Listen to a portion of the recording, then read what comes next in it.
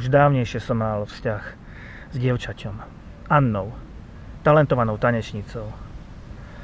Bola to veľmi intenzívna skúsenosť, niečo mi to dalo, niečo vzalo. Nedávno sme to skúsili znovu. Som už skúsenejší, pokúsil som sa o niečo viac. Nie je veľa úspešných vzťahov naokolo, tu, kde sa pohybujem, špeciálne v lokálnej umeleckej komunite. Tak som sa pokúšal začať od seba. Začal som úvahami. Tak ako minule. Niečo z toho vyšlo a niečo nie.